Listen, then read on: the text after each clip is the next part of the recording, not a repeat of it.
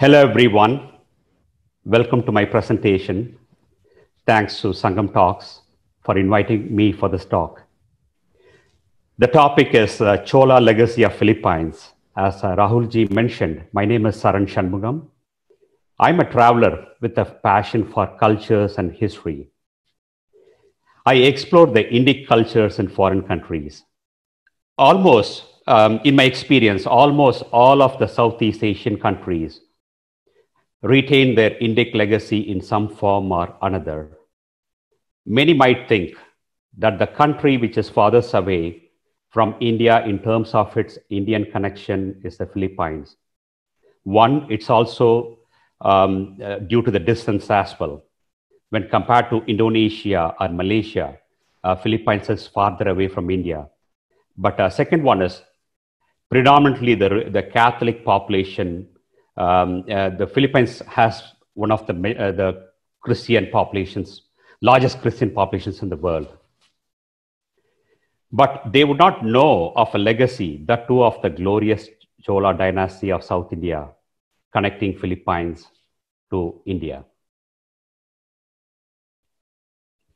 But before I go into the topic regarding the Cholas in Philippines, I just want to provide you with a brief background about the Cholas themselves, the dynasty, the Chola dynasty of India. They are the longest ruling dynasties in the world, one of the longest ruling dynasties. If you take into consideration the lineage in Philippines, arguably they might be the longest in the world. The first mention of them was in the 3rd century before Common Era in the Rock Edict 13 of Ashoka. So two of the famous early Cholas, which I want to mention here, is Karigala Chola. He lived in the first century Common Era. That's a statue from Kanchi, from a temple in Kanchi.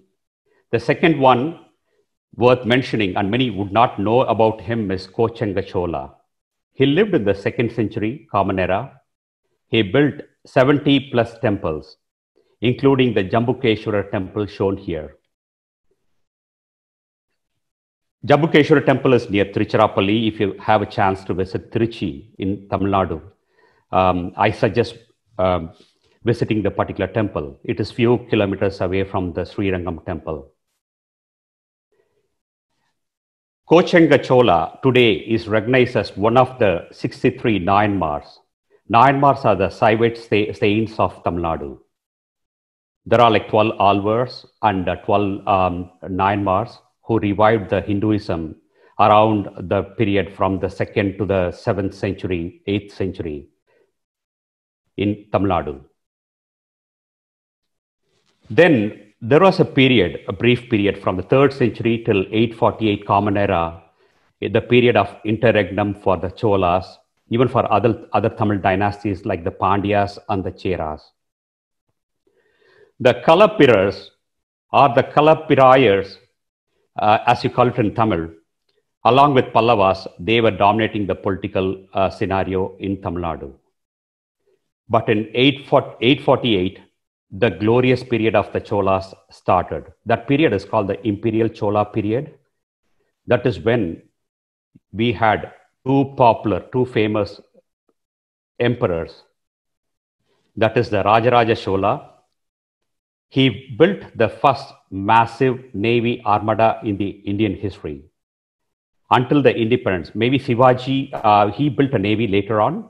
But if you look at the history of the Indian Navy, before 1947, Rajaraja Chola and his son Rajendra Chola and his grandson, Rajendra Chola's grandson, Kulothunga, they all commanded a massive naval fleet, plying the Bay of Bengal and other parts of the Indian Ocean. Rajaraja Chola also built the famous temple called Big Temple or Peruvadayar Temple, or it's called the Brigadeshwara Temple. If you see the background here, that is the big temple in the presentation here. So this is a background, yeah, this is a one. His son Rajendra Chola He leveraged his father's navy to conquer territories in 14, corresponding to 14 modern countries. I'll be talking about his conquest in the next 3 slides because that has a direct bearing on the history of the Philippines. And also, he built a new capital called Gangaikonda Cholapuram near Tanjore. Tanjore used to be the old capital for the Imperial Cholas before Gangaikonda Cholapuram was built. So if you look at the Rajendra Chola conquest, those are the territories what he either conquered or he was ruling. So if you look at it year by year, in 1017, he ascended the throne in 1014. He was made the heir in 1012. He ascended the throne in 1014, Common Era. In 1017, he started his conquest. So the first conquest was Sri Lanka. He conquered the ancient kingdom of Sri Lanka and set up a new capital called Polonnaruwa. In the same year, he undertook the first invasion of the Srivijaya kingdom. The Kedah or the Kedaram in modern day Malaysia was the second capital of Srivijaya kingdom of Sumatra. Before that, the Srivijaya kingdom was in friendly terms with the Cholas. They built the Sudamani Viharam or Vihara, a Buddhist monastery in Nagapattinam in Tamil Nadu. Nagapattinam is one of the major ports for the Cholas. Chudamani Viharam was constructed in 1006, Common Era, during the period of Rajaraja Chola, by a Srivijayan king called Srivijaya Mara Vijayatunga Varman. So Rajaraja Chola provided the support to the monastery by granting a revenue of a village to be used by the monastery.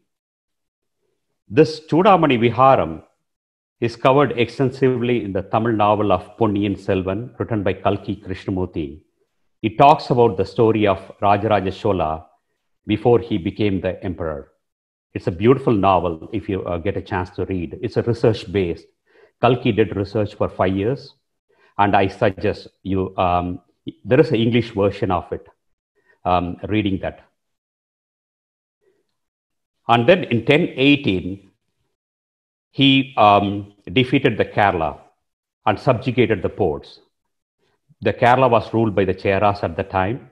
So he defeated the Cheras as well as the Pandyas in the South Tamil Nadu.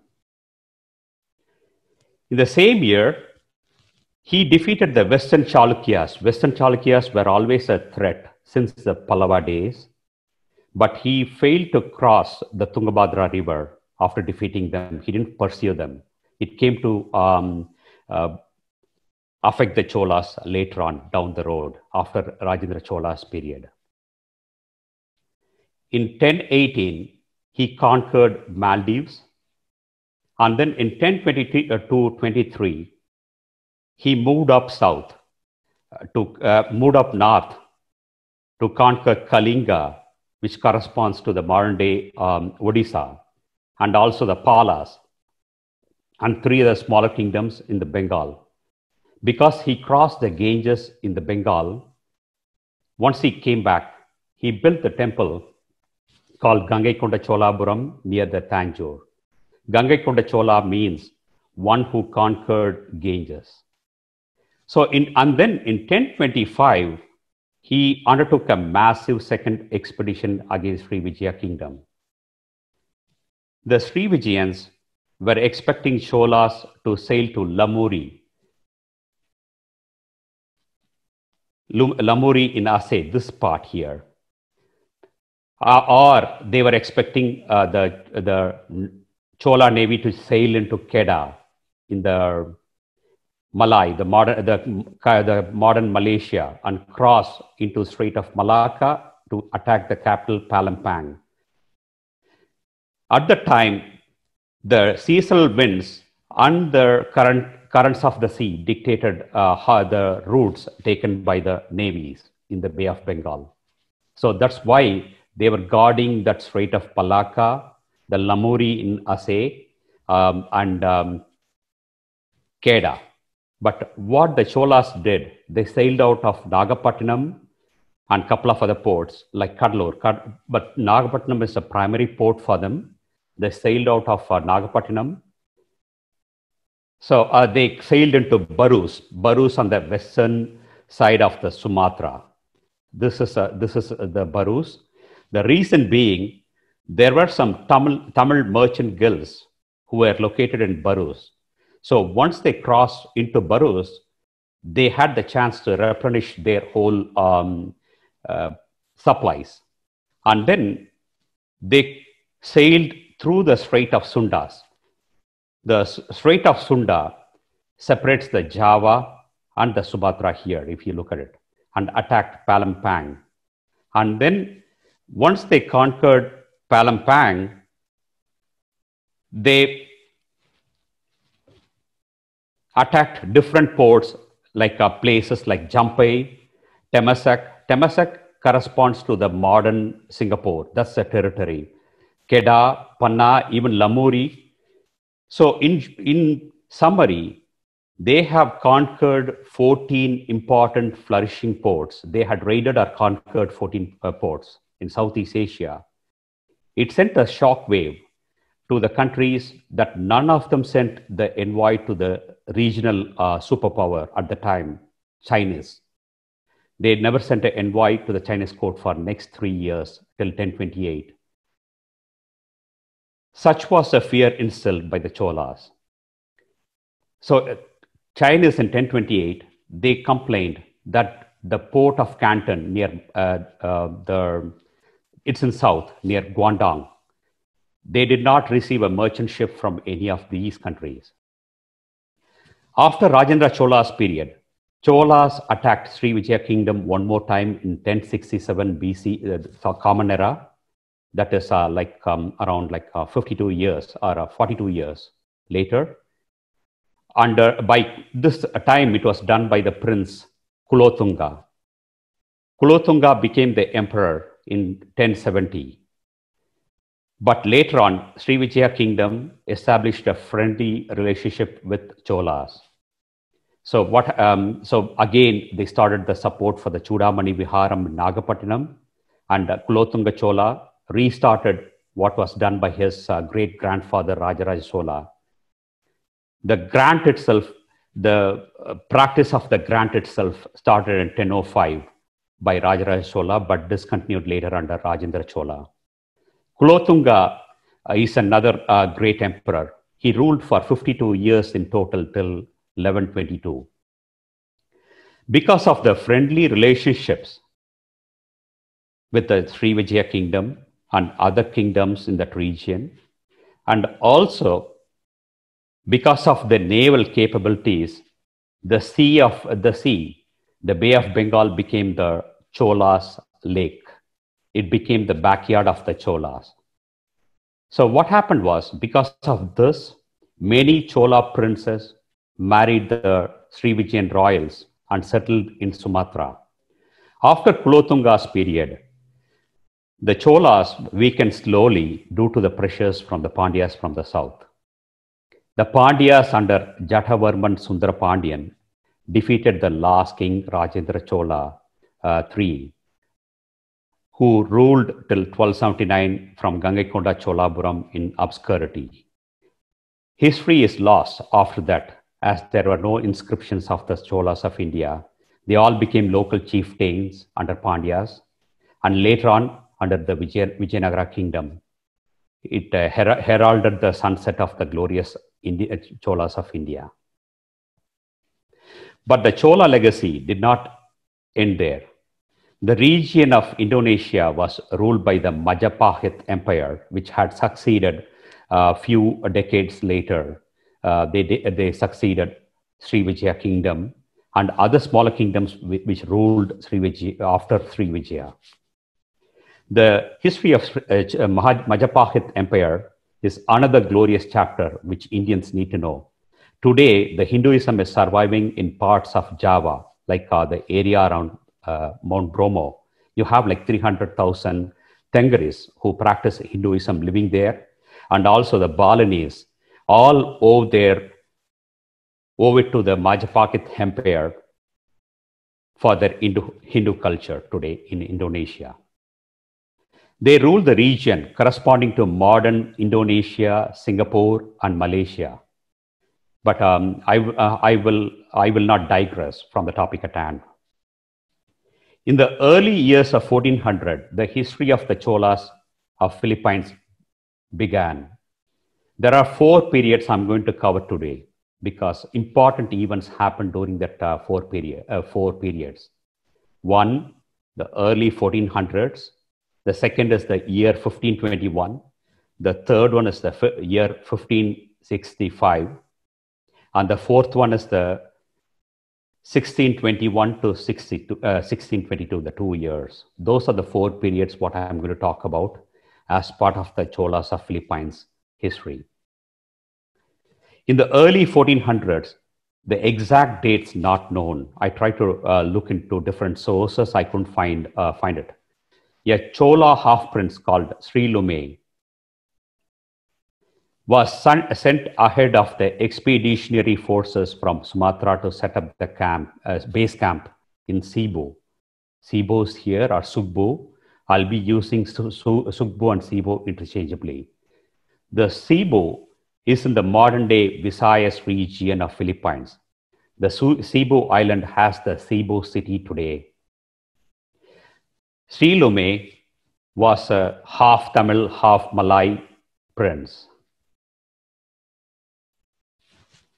But instead of setting up the base camp for the expeditionary forces of the Majapahit Empire, Sri Lume declared independence, most likely due to the turbulent situation prevalent back home in Sumatra.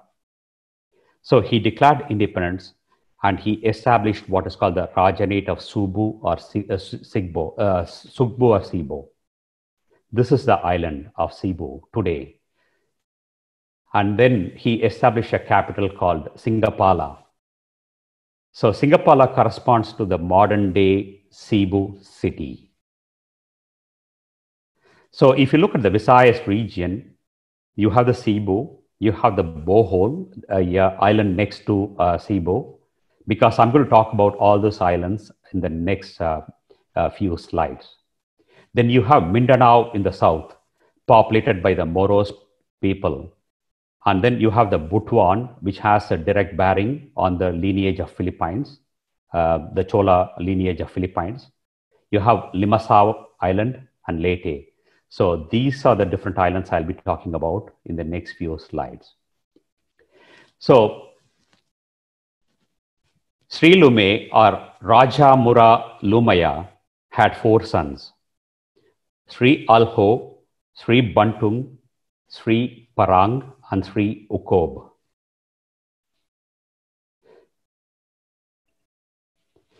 As a Raja, Lume was known to be strict, ruthless, and brave, but he was also a fair and just ruler, and as no slaves escaped from him. He assigned his officials to teach the natives to read and write the pre-colonial script called Baybayin.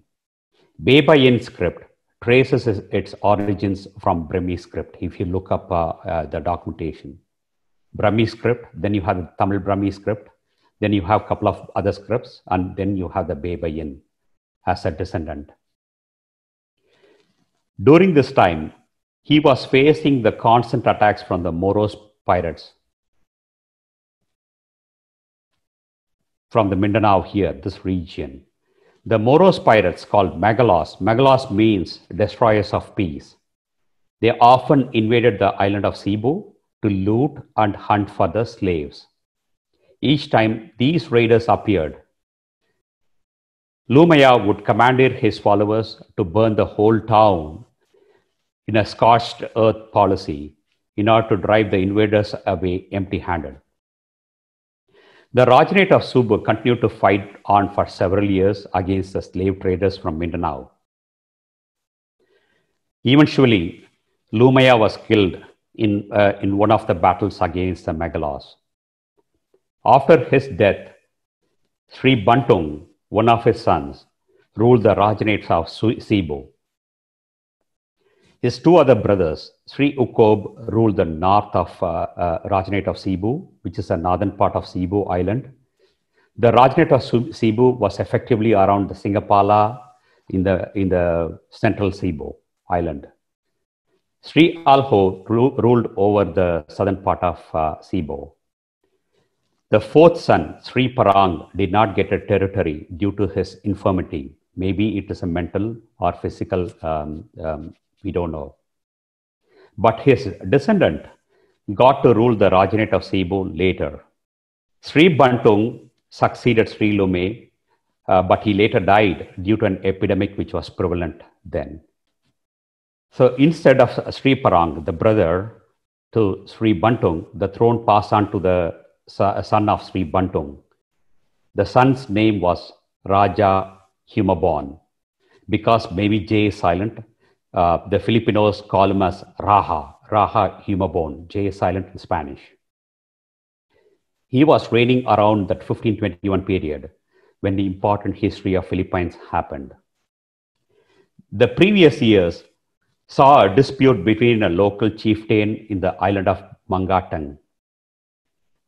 So Mangatang, this island next to Cebu, it's called the Mactan Island today. The airport, if you want to fly to Cebu, you fly into the international airport in Mactan, and there is a bridge connecting the Cebu Island and Mactan Island. The Mangatang is the old name for Mactan. The chief name was, the chieftain who was ruling that Mangatang Island was Datu Lapu Lapu. Datu is a term used for chieftains in those regions. It's a Malay term. It meant chieftains. Lapu Lapu had arrived from Borneo in the modern day Malaysia and sought a place to settle with his followers. Humabon provided the island of Mangatang, which he developed. Lapu Lapu developed it. But he saw that the piracy was lucrative. He started attacking the foreign merchant ships trading with Singapala. He also converted to Islam. This made the situation worse for the Hindu Humabon, who was biding his time. That is when Ferdinand Magellan, with his conquistadors, or the Spanish conquerors, showed up in the horizon. Today, Magellan is recognized as the first person to circumnavigate the world.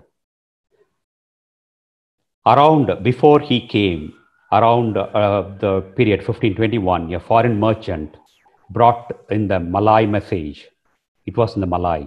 It's called Kata Raya Chitta. The message goes like this. He brought to Raja Humabon and delivered it. Have good care, O king. What you do for these men are those who have conquered Calicut, Malacca, and all India the greater. If you give them good reception and treat them well, it will be well for you. But if you treat them ill, so much the worse it will be for you, as they have done at Calicut and at Malacca. Humabon, he was a shrewd Raja. Today he is recognized as a wise king in the plaque, what I saw in the Raja Humabon monument in Cebu. He was a shrewd king. He was biding his time. So what he did was he signed a blood treaty. It's a practice in those parts of the Philippines at the time. He signed that blood treaty with Ferdinand Magellan. It happened around that 8 days before April 14, 1521. On April 14, 1521, incidentally, that's a Tamil New Year, what we celebrate today in Tamil Nadu. He converted to Christianity along with 800 followers. It was done by Ferdinand Magellan. Today, he is recognized as the first Filipino to convert to Christianity. His wife, Humame, converted as well. Humabon assumed the name Don Carlos. His wife assumed the name Juana. But the modern authors of Filipino, what they state in Humabon's defense, he never understood the concept of converting to another religion. It was new for him. He just thought it is a show of friendship.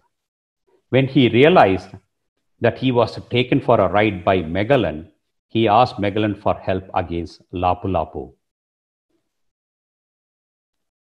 So Megalon took the bait, and in April 27, 1521, in the Battle of Mactan, the Mactan, as I mentioned, is the modern name for Mangaten. But if you look at any articles, it will show up as Battle of Mactan. He was killed by Lapu-Lapu. Humabon just watched with the soldiers from a distance, not committing them into the battle. The remaining Spanish soldiers were poisoned by Humabon after inviting them for a feast in the palace, in his palace. The surviving soldiers, they sailed out and reached Seville in Spain in 1522, with just one remaining ship out of the 5 which sailed with Megalon. Thus, Humabon got his revenge. Lapu-Lapu too returned to his home place, that is Borneo. So then the history switches to 1521. Another incident happened in 1521. Before the death of Megalon, Sri Alho's son, the descendant of the Sri Alho, they were the Rajanate of Butuan. There is not much history known. Either they established the Rajanate of Butuan or taken control. The reason why I say taken control is Song dynasty of China in the 11th century, they mentioned about Rajanate of Butuan in one of their documents. And that is why I said whether established or taken control. Butuan is in the region next to Mindanao. Of course, it's in the South Mindanao. The Raja Sugbo signed a blood pact with Megalon, who annexed the kingdom to Spain. Thus, the Rajanate of Butuan ceased to exist in 1521. Raja Colombo, son of Sri Ukob, was also a part of the blood pact, what happened in 1521. So the 1521 was a crucial year in the history of Philippines, as well as for the Chola lineage in Philippines.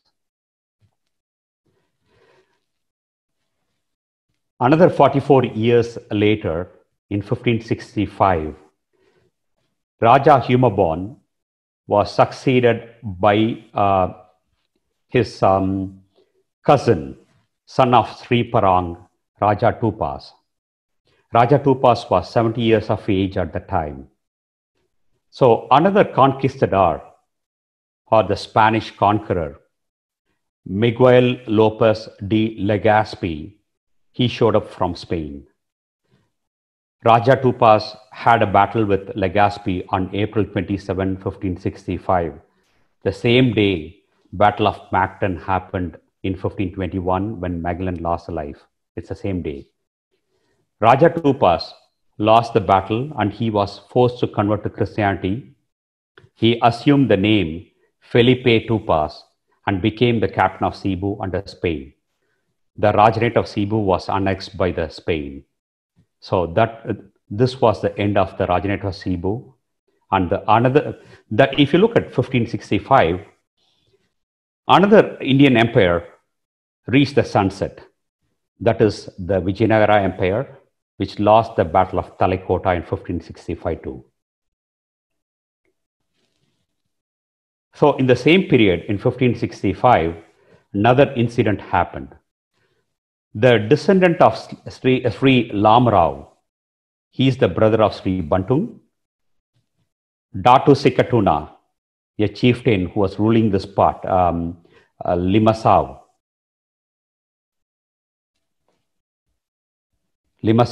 and later this part here,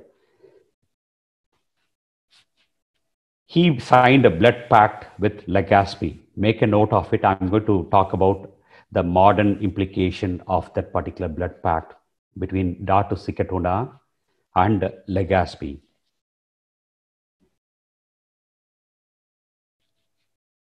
Sorry, he's not ruling the Limasaw. He was ruling the Bohol. My apologies. So that is a monument in Bohol today, but it has. I will talk about the history behind the monument in the last slide. So the history switches to year 1621 and 1622. Two new descendants were ruling the Visayas region. One was Tamblot, he was ruling the Bohol. The other one's Datu Bankau, he was ruling that Limasawa and the Leyte region. So Bohol, Tamblot was ruling Bohol, and Bankau was ruling this Limasawa Leyte region. So Tamblot is the son of Datu Sikatuna, the Sikatuna who did the blood pact with Legazpi in 1565. Some associate Tamblot to be a Babylon. Babylon means a spiritual leader. If you understand the religion, they were practicing a mix of animist and the Hindu religions. So they had their own spiritual leader. They are called Babylon, and their gods were called Devatas. Devata is a word which is a derivative from the Sanskrit word of Devata. So that was the influence what we had. Sanskrit words were predominant. Singapala, Devatas, those are the words, some of the words which was influenced by the Sanskrit. So he started an uprising in Bohol.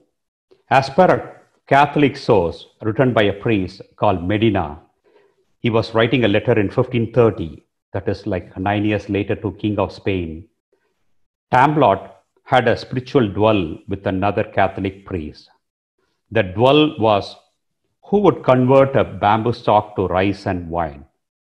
The Catholic priest failed while Tamblot succeeded. Medina calls it the work of the Satan. It's convenient. But people rallied around Tamblot. The revolt began on the day when the Catholic priests of Bohol were in Cebu. They were celebrating the feast of the day of St. Francis, the St. Francis of Goa, of course. So consequently, the regional magistrate of Sugbu, Don Juan D. Alcarazo, landed with 100 plus Spanish soldiers and the local native soldiers of Sugbu, about 1,000 of them, on the new year of 1622. After 6 days of hiking the mountains, the Spanish force encountered Tamblot and his rebels, who fought valiantly. The arquebuses of Spaniards, the early guns, played havoc against Tamblot soldiers, but the rebels held on until most fell. The English translation of a snippet of Medina's letters quotes that the warriors of Tamblot fought bravely. The quote, the English translation goes like this: consequently, they became like mad dogs, and they preferred death to enduring the conditions of the conqueror. But so many fell that death had to fulfill its duty, namely to inspire them with fears. Tamblot himself might have fallen in the final stages of the uprising. Sources attribute that he was assassinated by the Catholic priest who sneaked into his camp, which made it easier for the Spanish to crush the rising. But this encouraged another chieftain, the Bankau, the descendant of Sri Ukob, the son of Sri Lume, to start the uprising at the age of 75 with his sons. The chieftain, Bankau, was ruling the island of Limasawa and few other regions in South Leyte. He was converted to Christianity in 1565, as is the norm of the Spanish, by Miguel Lopez de Legazpi. Encouraged by their own Babylon spiritual leader called Pagali, he returned to his original faith, built a temple for the Devatas, and he was joined in the rebellion by his 2 sons and a daughter. Alarmed at the apostasy, the regional magistrate of Sugbo, Don Juan de Alcarazo, the same person who defeated Tamblot. He sailed to Limassol on 40 vessels with all the Spanish and Sugbu soldiers. In the ensuing battle, Bankau and one of his sons were killed. They were beheaded and their heads displayed in the pikes as a warning to the rest of the population. Another son and the daughter were sent into slavery along with the rest of the rebels. Thus ended the lineage of Cholas of Philippines. Today, I was there in Cebu in December of 2019 and in Bohol. If you look at the city of Cebu, they have a Humabon monument there. When I spoke to the locals, no one seemed to know the background of him except that he was a local chieftain who converted to Christianity. So if you look at it, this is the plaque, what they have. This is a monument, what they have. And then if you see that on the left, that is a festival of Sinulog. The background on the down left below, so that festival is called Sinulog, which is celebrated in January of every year in Cebu. So the history behind that is Ferdinand Magellan handed over a small baby Jesus or Santo Nino statue to Juana. Juana or Juana, J is silent in Spanish. So she is called as Juana. So that is a festival which is celebrated as a carnival. That carnival matches the Brazilian carnival of Rio de Janeiro. It's very popular. That's what I heard from the people. So Lapu-Lapu today he has part of the Mactan Island named after him. It's called Lapu-Lapu City. So this is a Cebu and Mactan. If you go to Bohol, the Bohol, as I mentioned previously, has a monument for the blood pact done by Datu Sikatuna and Legazpi. Today, that blood pact is recognized as the first peace treaty signed, international peace treaty signed by Philippines. And Tamblot and Sikatuna, they are recognized in the provincial flag of Bohol today. If you see one of the knives, the sword here, that reflects Tamblot revolt of 1621. So both the heroes of the Cholas, they are recognized today and their legacy are carried even today in the island of Bohol. Before I take up the questions, I just want to credit some of the sources for the pictures what I borrowed. Thank you, everyone. I'll take up the questions now. I have my email ID plus my website and Twitter information there. If you want to contact offline for any other topics related to this.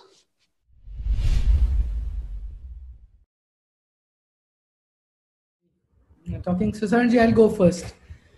So sure. This sounds like more the history of Philippines and the general region, but basically there is, beyond maybe the first generation, there's hardly any interaction with the Cholas or mainland India in any form, except maybe remnants of Hinduism that may have carried on for a few generations. Would that be accurate to say? Yes, Rahulji, you are right. If you look at how the Hinduism spread, it didn't spread directly from India. India influenced regions like Cambodia, modern day Cambodia, Vietnam, and Indonesia. But the credit to the Indonesian empires of Srivijaya and the Majapahit Empire, the history spread from there. Hinduism spread from these countries. So that is the reason you see there is very less interaction with the Indians. That is a fascinating topic. If you look at the research, Codex is a nice book, what I would recommend. It talks about the history of the Southeast Asian empires. It talks about how Majapahit Empire, Srivijayan Empire, how they influenced the Hinduism. Excellent. I wrote an article, three-part article, how the Java is the epitome of the Hindu legacy in those parts. It was published in Swarajya magazine. So it's there in my blog site. Both English version is there under Indonesia, and last week I published the Tamil version as well. So it is there. That's how they influenced it. Prambanan, Mount Bromo, the Pura Luhur Potain Brahma temple.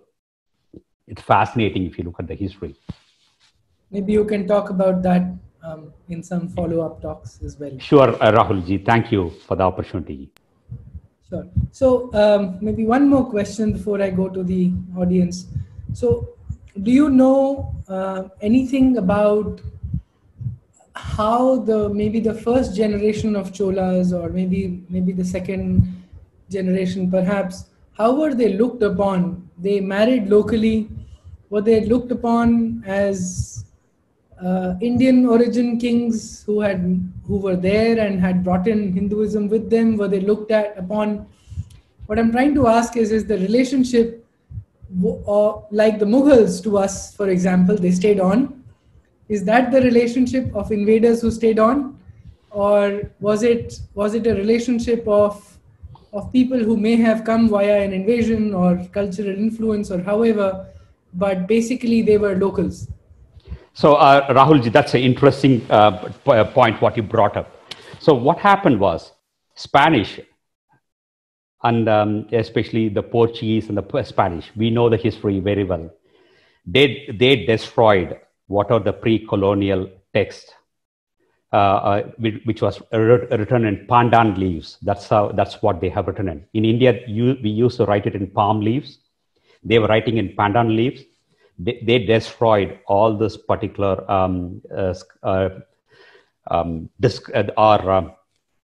the particular leaves or the hieroglyphs. So what happened was, today the Filipinos, they think of that Humabon and others as some native, some locals. They don't understand that he has a Hindu background. But what happens is, the good thing about Filipinos, what I noticed was, they don't like Spanish. They recognize the locals a lot, the valor of the locals a lot. For example, I went to buy a small something about Raja Humabon to the mall out there, and I traveled to different places to buy a memento of Raja Humabon. I couldn't find anything because they think he surrendered himself to the invaders. Whereas Lapu-Lapu, I got a memento of Lapu-Lapu. It is there everywhere. He has a statue even in city of Cebu. He has the mementos available in different shops out there in Cebu. So that is a distinction what they are making. The background behind my story, it was written in 1952 from a Pandan scripture, which was written in 1565. So in it, the writer does not have a glorious view of either the religion, that is a modern religion, or the invaders. So that's fascinating. So that's a distinction what the Filipinos make, just like in India. In India, right, we think of Mughals as invaders. Filipinos think of Spanish as the same way. And they've lost their entire language. I've got a chance to be multiple times in Philippines for work. And very interestingly, just a few years back, if I'm not wrong, about 4 or 5 years back, a fisherman discovered a copper plate with their pre-Spanish language, the written language. And I had happened to see a picture of it. It, to be honest, felt like a very strong Sanskrit or a Devanagari, or I don't know, some Indian influence on how they were all writing. So you did you are true, Rahulji. You are true, because the modern Filipino language, it came from Tagalog. Tagalog is spoken by the northern people in the northern Philippines, That is influenced by Sanskrit. That is, you are right, exactly, yeah. So, but now the scripture, right, it changed the Latino alphabets, it's all changed. But many of the words, it's similar to the Sanskrit. Yeah. Sad situation is that, the young generation, I was in one of their metros in Manila, and I happened to talk to just a stranger, and I generally started chatting, and I asked him that, what was your language before the current script? And he had a blank look and a shocked look on his face. He said, I've never thought about it. I must go back and look at my own history of what it was before the Spanish and why do we write in the Latin script. So that's also the other side. They're so Christianized, completely deracinated, culturally uprooted from their own civilization is the feeling that I sort of got multiple times in Philippines. But they are nationalists, Rahulji. That's one point which I want to make it. They today they revere all the natives who fought against the Spanish and who got rid of their own culture. Just like if you visit Belize or Guatemala, near to that Flores Petén in Guatemala and those places, they revere the natives, the Mayans, like how the Mayan descendants they do. Filipinos do the same. They lost their legacy of the Indian legacy, but having said that, they still revere their own natives who fought bravely. Excellent. That's very, very nice to hear. So while there's only one hand, if there are more questions going up, I'll sort of continue here, if you don't mind, the participants a little bit.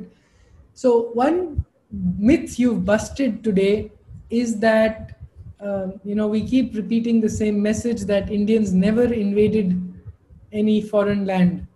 So you've sort of busted that. The Cholas did invade. Was it an invasion? So the reason I'm asking is that Sanjeev Sanyal, in his book, The Land of Seven Rivers, talks about the movement of Chola Navy against the Srivijaya Empire when they had blocked the trade routes with China.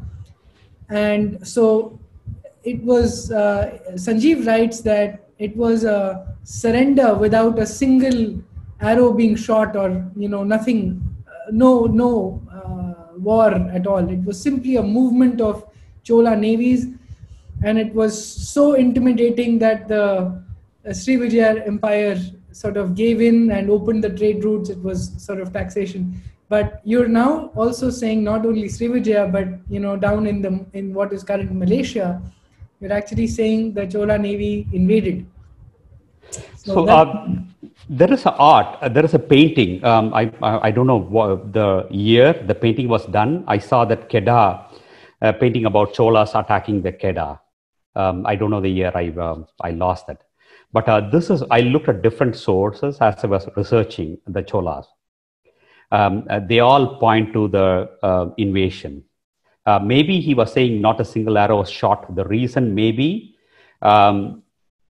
the Srivijayan Navy was protecting the Aceh, the northern part of Sumatra and Kedah, and protecting the Strait of Malacca, whereas Cholas sailed into Barus, which is not the normal route what the navies were taking at the time, or the merchant ships were taking at the time, and sailed through the Strait of Sunda. Maybe they never had anyone protecting the Strait of Sunda. That might be the reason. Thank you for a very informative lecture. I just have a couple of questions. One simple question is, what is this blood compact that you talked about? And secondly, what were the actual reasons for the Chola Navy to go so far afield, by going beyond even Indonesia, all the way to the Philippines? And do we have any Chola account of these expeditions? The Chola account, the copper inscriptions, I'm trying to remember that copper inscription. It talks about the the naval expedition. He talks about the different places. Tiruvalangadu copper plates. They published it partly in Tamil, and then the Sanskrit version is published in 1025, probably after the invasion happened. So they talk about the different places. They talk about islands of Nicobar as well. They talk about different places. It's mentioned in the Tamilized version, the Tamil version. So it is mentioned in the Tiruvalangadu Seppu, the copper plate. Seppu is the copper in Tamil. Tiruvalangadu copper plate, it's mentioned. But having said that, if you look at the thing, the Cholas did not go from Srivijaya to Philippines. Philippines is far off. After Rajendra Chola and during the Kulothunga period, the naval capabilities made the Bay of Bengal the local backyard for the Cholas. So the kings, the prince and the descendants, the Chola prince who married the Srivijaya princesses, they settled there, and their descendants were settling there. They settled there. For example, even Kulothunga, right, the emperor who took reigns in 1070, he's not from the Tanjore. He's from his mother's side, who is a Vengi princess. His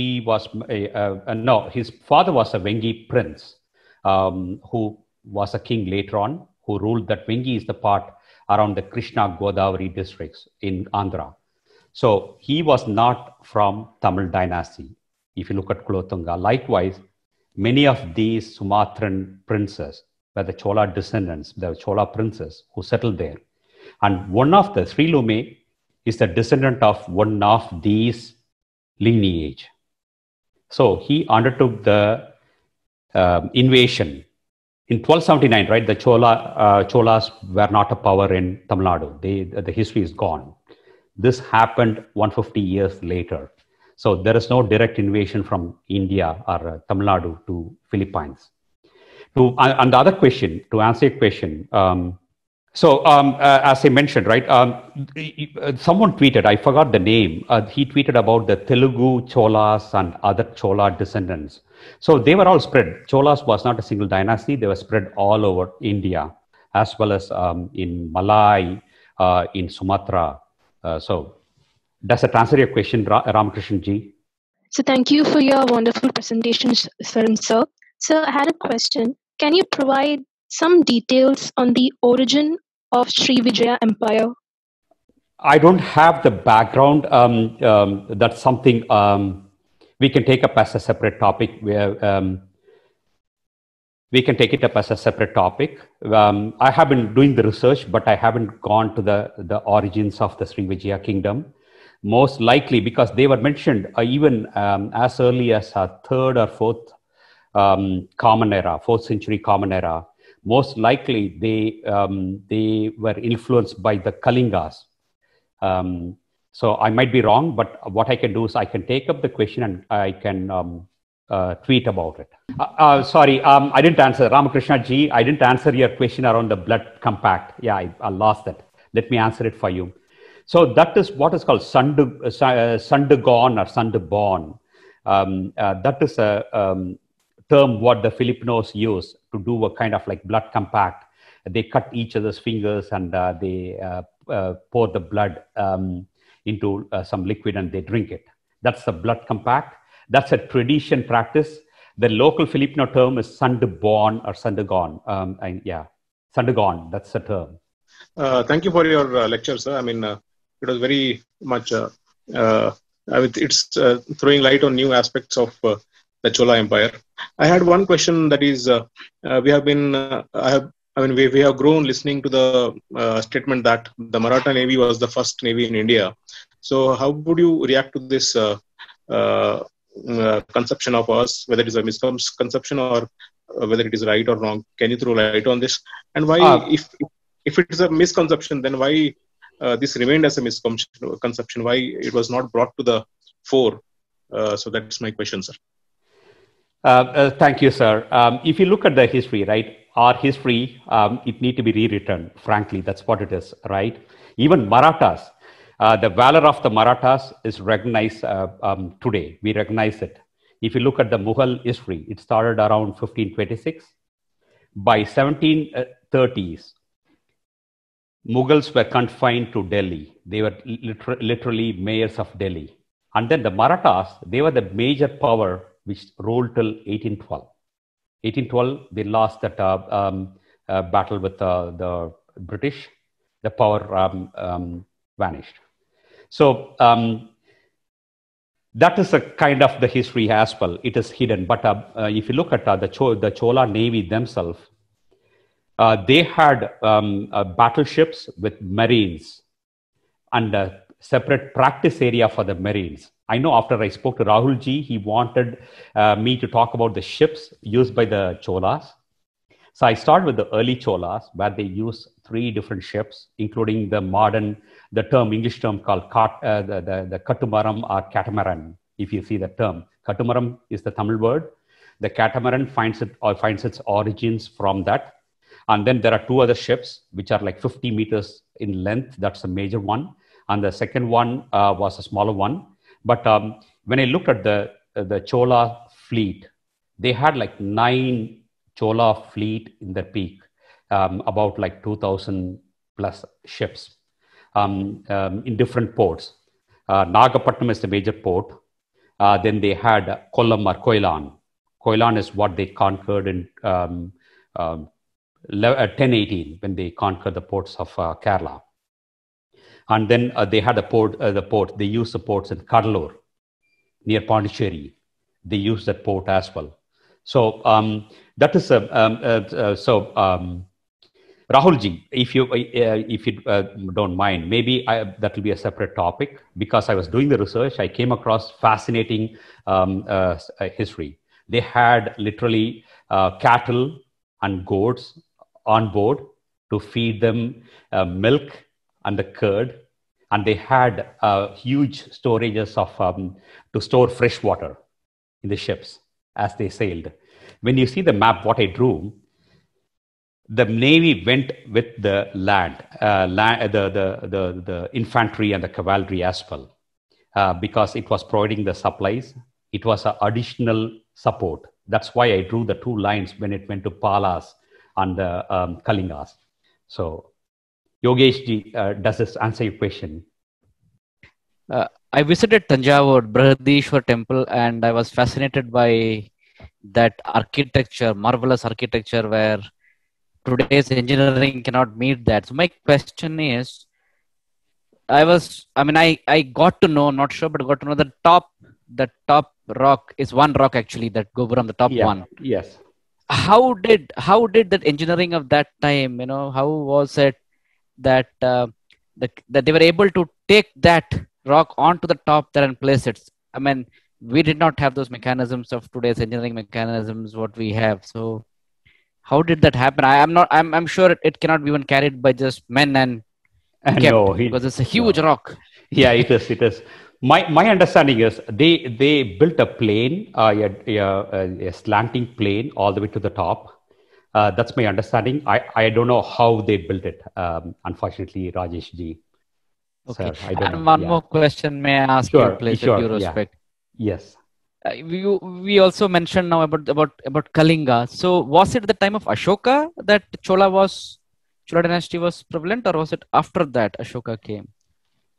Chola Rock Edict, the Ashoka Rock Edict 13 in the 3rd century before Common Era mentions about the Cholas of Tamilagam the first time.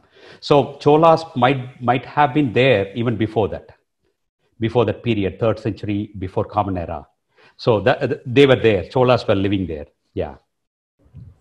That one fascinating thing which I want to mention about Jambukeshwara temple, right? The Kulothunga is one of the Kochenga Chola is one of the Nayanmars today.